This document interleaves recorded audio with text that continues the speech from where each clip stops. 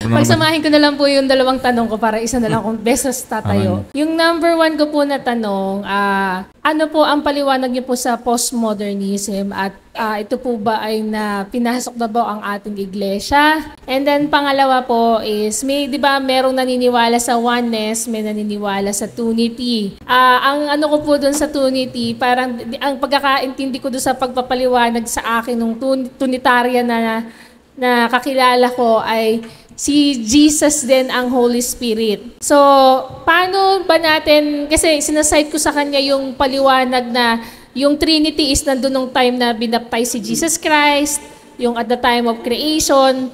Pero meron siyang mga sinasite na text na parang lumalabas doon, para daw si Jesus din yung Holy Spirit. Parang ganon. So, ano po ba yung mabisang paliwanag na to convince yung Trinitarian that there exists a Trinity talaga?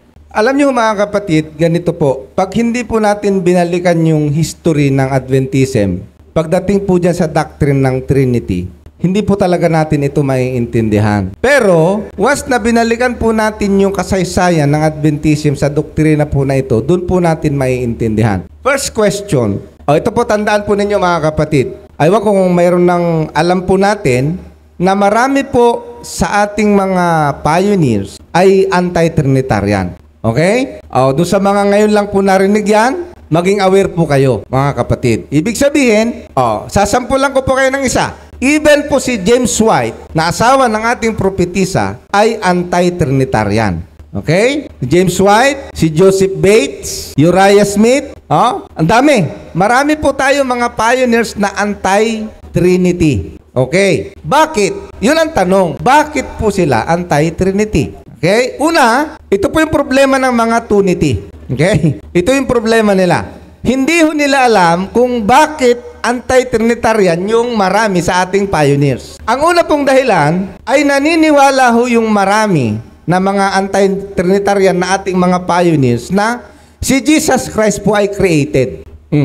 Kita nyo ho? Si Uriah Smith po ay bandang huli na lang po siya napaniwala na si Jesus Christ hindi created. So, paano magkakaroon ng Trinity kung si Jesus Christ created? Di ho ba? Pangalawa, na tinututulan si Joseph Bates naman, ganito. Ang kanyang paniniwala naman ay yung tinatawag na, yung Trinity niya ay ang konsepto ganito.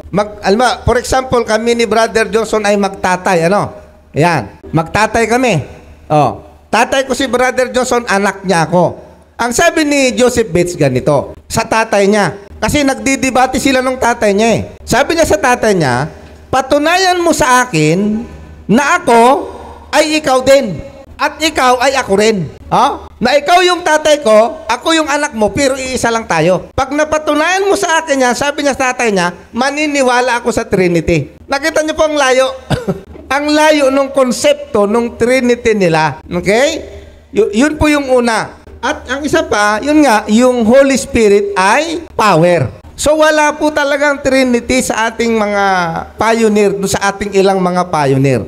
Kaya ho, ang nangyayari ganito. Kung hindi nyo po alam na si Joseph Bates ay anti-Trinitarian, lalapit ako sa iyo at babasahan kita ng pahayag ni Joseph Bates na siya ay hindi naniniwala sa Trinity. Ngayon, ang itatanong ko sa iyo ganito. Kung si Joseph Bates ay hindi naniniwala sa Trinity, bakit ikaw ay naniniwala sa Trinity? Anong sasagot mo? Di ho ba?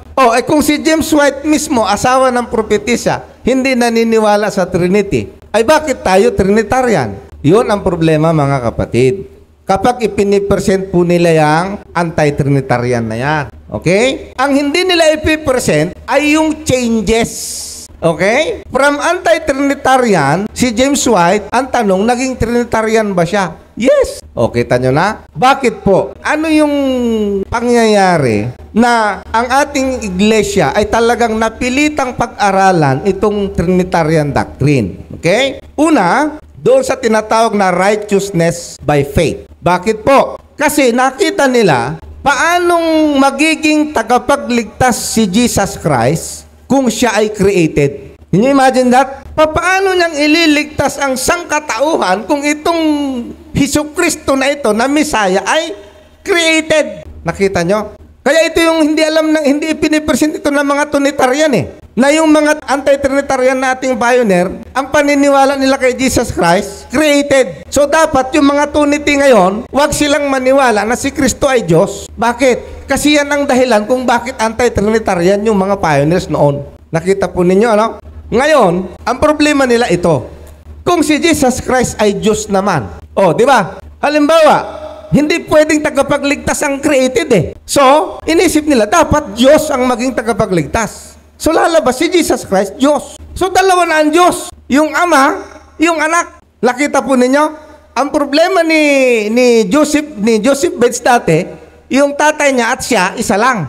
Ay, ito, dalawa na po ito. Ayan ho ang dahilan kung bakit po tayo yun ang tinatawag na progressive na pag-aaral. Hanggang sa nakita po nila yung katotohanan tungkol sa Trinitarian doctrine. Okay?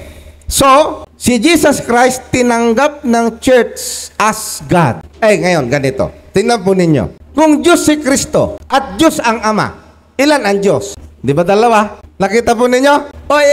Itong mga Trinity, naniniwala ba silang dalawa ang Diyos? Hindi. One God nga ang sinasabi nila eh. So, ganun din po tayo mga kapatid. Ang ibig sabihin, tingnan po ninyo parehas lang po ang problema ng Trinity at saka Trinity. Dinagdagan lang ng isa. Sa kanila, dalawa. Yung Ama at yung Anak. O di dalawa din ang Diyos. Anong gagawin mo ngayon sa dalawa, yung Ama at Anak? Kung Diyos sila pareho. Ay sabi ng Biblia, iisa lang ang Diyos. Di ba problema? Kaya ang ating iglesia nag-aral. Nakita po nila yung tinatawag na personshood of the Holy Spirit. Na ang Holy Spirit ay hindi ho siya power. Siya po ay mayroong being. Bakit?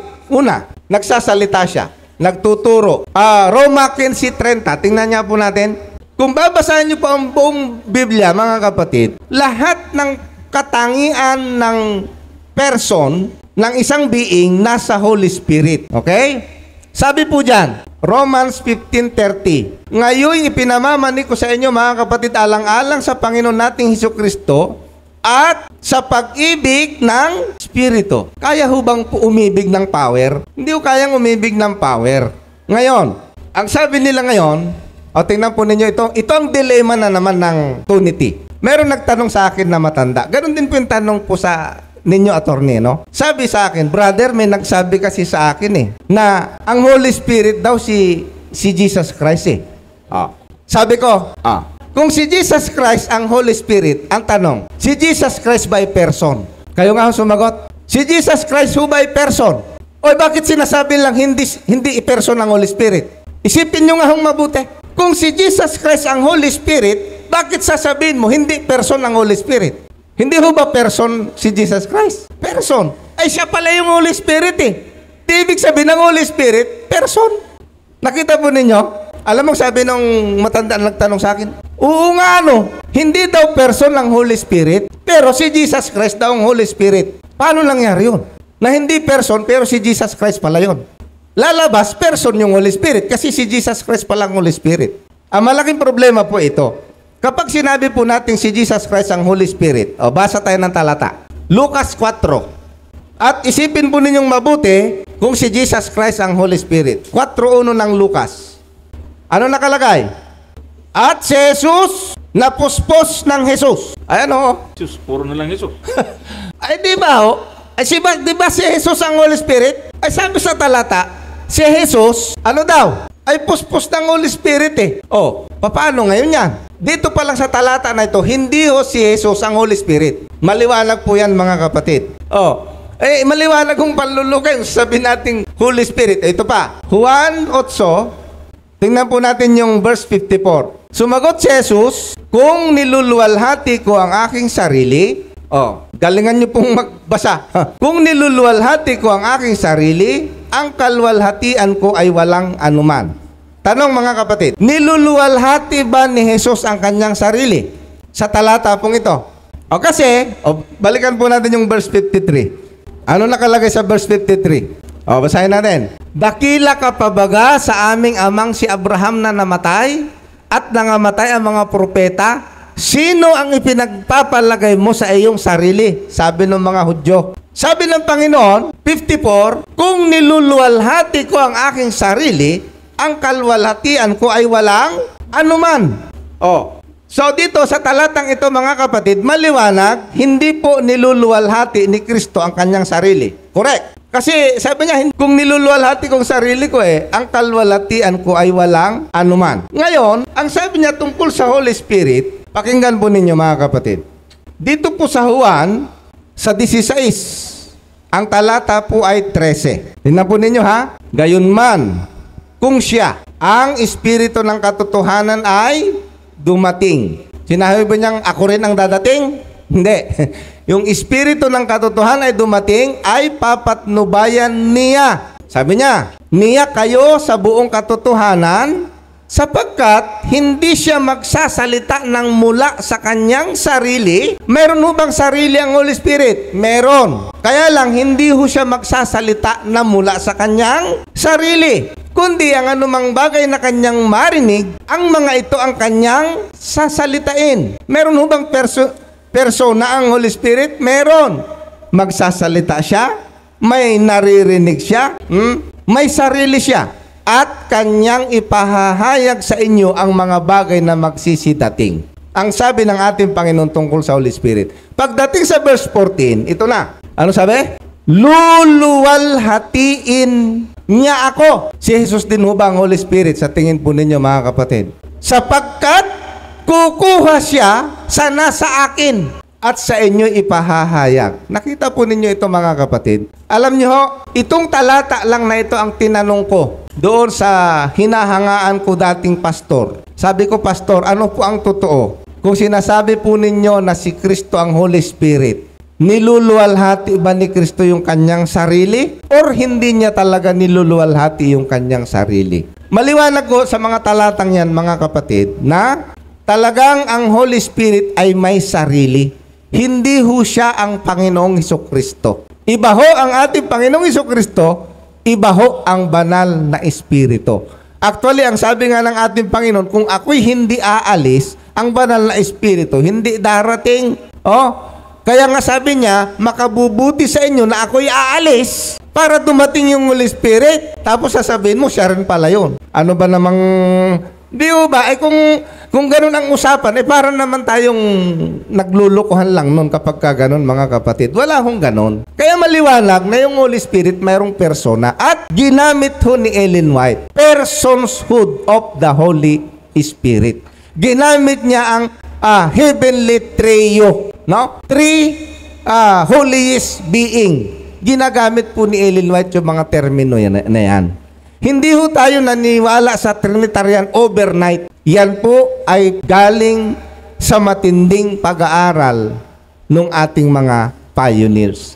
Kaya ho, bago namatay si Ellen White, ito kasi yung kanilang pinapalabas nagkaroon lang daw ng Trinitarian ang Adventist nung mamatay si Ellen White. That's not true. Okay? Bago po mamatay ang ating propetisa, settled ho ang Trinity doctrine ng Seventh-day Adventist. Yan po yung ating may sasagot po dyan. Brother Joshua. Okay, punta tayo sa postmodernism na tinatawag po sa ngayon. Meron pong tamang definition ang postmodernism kasi ang malungkot ho dito ay naaakusahan po yung church na postmodern na daw. Magbibigay pa ako ng ilang kaalaman tungkol sa kahulugan ng postmodern. Meron po ditong ilan mga kapatid. Number 1, doubt toward grand narrative or meta-narratives. Ibig sabihin ay pag-aalinlangan tungkol po doon sa tinatawag pong katotohanan. Ang ibig sabihin yung postmodern ay hindi na naniniwala sa absolute truth. Mga kapatid, hindi na po naniniwala doon sa buong katotohanan. Halimbawa, dati ay tanggap yung Bible, tapos ngayon ay hindi na naniniwala na Biblia lang ang basihan ng katotohanan, kundi naniniwala na po sa kultura at sistema. Yan po. So sa panampalatayang Adventist, ito po ay hamon dahil naniniwala po tayo na ang history ng kaligtasan ay tanging ang prinsipyo ng kaligtasan ay tanging makikisasumpungan lamang sa banal na kasulatan. Ano po? So, ang postmodernism ay inilalayo na po tayo sa Bible. Kaya kung mayroong magsasabi na mayroon na pong pastor na postmodern, ang ating misyon ay postmodern, dapat mapatunayan na nagbago na at hindi na tayo naniniwala sa absolute truth. Naniniwala na tayo na ang katotohanan ay nakabase sa kultura at takbo ng panahon. Yun po ang ibig sabihin ng postmodernism.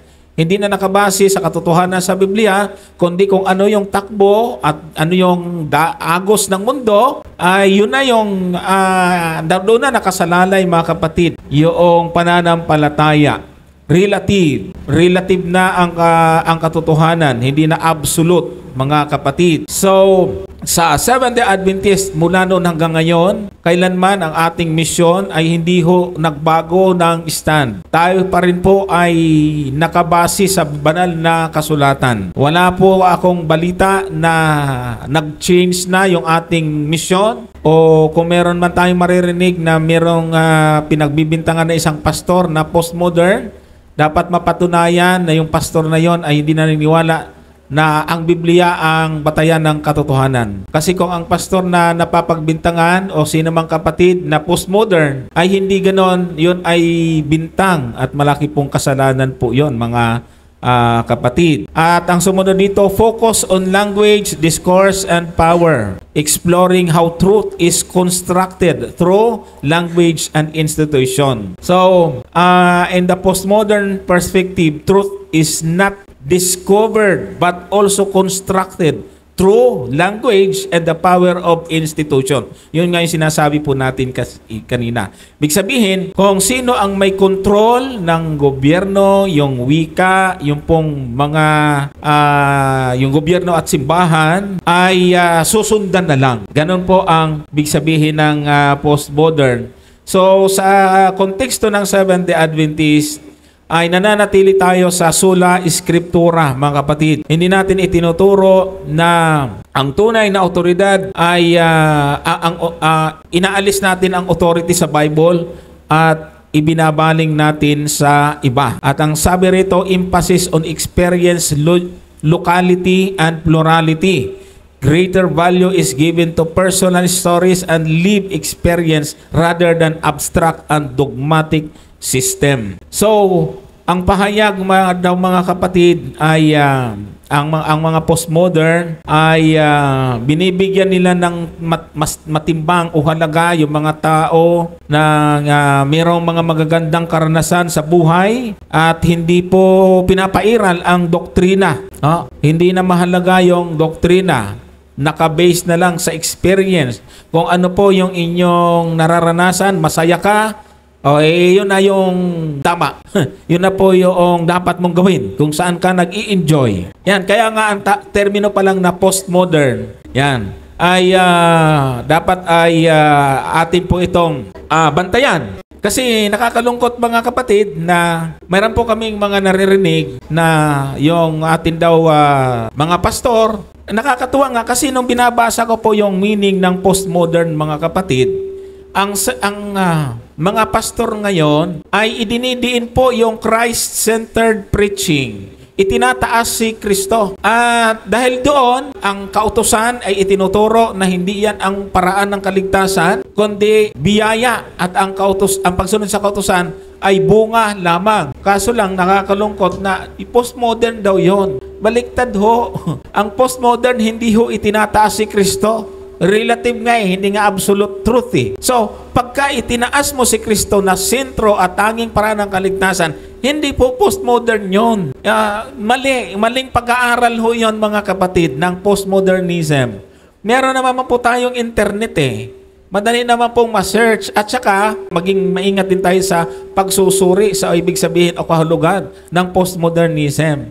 Kaya nga nalulungkot ho ako Meron na pong mga church, meron na pong mga kapatid, negative na sa pastor. Kasi may ibang interpretation ng postmodernism. Yung mga pastor natin ngayon, ibinabalik po tayo sa Christ-centered. At ang ginagamit na mga references ay hindi ho bago. Spirit of prophecy, fundamental beliefs na pagkatagal-tagal na pong na-publish, yung pong ating Biblical Research Institute, yung pong ating mga scholar ng Adventist. Pag itinuro ho yan, pag bago sa pakinig, ay postmodern na. Huwag ho kayong maniwala sa ganun mga kapatid.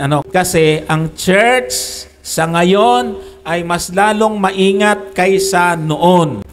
Mas nag-iingat ang church ngayon na masala kung sino ang nagtuturo ng tama at mali. Kaya nga kami, sa pag-aralan natin ministry, ay tinitsak ho na hindi po talaga kami gumagamit ng hindi po ating libro. Makikita ninyo, pareho po karaming may Spirit of Prophecy, mayroong Bible commentary, may mga aklat ng mga scholar dito. Nakita po ninyo, madali ho namin nasusundan yung mga sinabi ni Mrs. White. Pag magsalita ka po dyan ng salita, pwedeng matitrace namin kung saan galing yon. Maliban na lang kung kung wala kaming makita, hahanapin namin sa inyo saan pa yung galing. So, ganun po kami kaingat mga kapatid sa pagtuturo at sa pagdadalaw namin sa iba't ibang mga iglesia. Kasi ayaw namin maging instrumento kami ng kaguluhan o pagkaligaw. So, kailangan po natin mga kapatid na magiging maingat sa lahat ng bagay. Sa ating kapanahonan, pwede kang maniwala sa mali at mapagkamalan mong tama. So, maganda po na magkaroon tayo ng kahit kaunting impormasyon tungkol po dito, So, sa pananampalatayang Seventh-day Adventist, tayo po ay pinag-iingat mga kapatid na kahit na po yung kahit na pastor o sino man, kung yan pong mga sinasabi niya ay hindi po hawak ng mainstream. Sa Seventh-day Adventist, marami pong nagpapakilala na Seventh-day Adventist. Pero meron po tayong tinatawag na mainstream. Ito po yung nagtatrabaho sa pamunuan. Ito po yung mga talagang kinikilala ng ating mga leader, yung ating mga pinuno. Yan ho yung mga nasa mainstream. Pero kung meron pong magtuturo na hindi naman empleyado, individual lang, may sarili din pong ministry, Amerikano man yan, galing man ibang bansa o saan, na wala pong sapat na referensya na pinapakita, ay mag-ingat po tayo mga kapatid. At isa pang tip, kapag meron na pong tao na nilalayo na ang tiwala natin sa pamunuan, mag-ingat na po tayo dyan. Halimbawa, nininegative na tayo na magtiwala sa pastor at mag-ingat na po tayo dyan. Kasi nakakalungkot, noong una, napaka-marespeto ng mga kapatid sa mga pastor sa probinsya, halos talagang matindi. Pero ngayon, ang mga pastor kawawa, sinasabihan sa social media, satanista, satanic yung dalang doktrina, at dahil postmodern na raw, nakakalungkot. Mag-ingat po tayo sa ganon mga kapatid.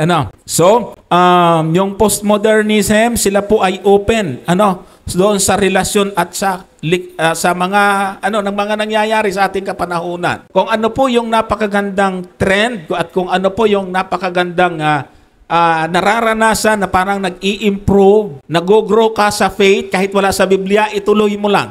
Yan ang postmodernism. Yung halimbawa, mas naging masigla ako ngayon kaysa noon. Pero, ang ginagawa mo na, labag na sa Biblia, yun na pong ibig sabihin nun. So far, mga kapatid, wala naman akong alam na iniwanan ang Biblia at ano nangyayari? Nakiayon sa sanglibutan. Wala po tayong ganoong programa sa church. Kung meron man tayong maririnig na kwento, siguro ay kwento lang po yon. So, ang SDA mission, mga kapatid, ay dapat na pahalagahan po at ingatan natin, pinakamahalaga sa lahat, ingatan po natin yung pong doktrina at doon tayo magbatay mga kapatid sa Biblia. At huwag doon sa mga tinatawag mo natin conspiracy theory na nagkalat sa ating kapanahunan. So, hanggang dito na lang po.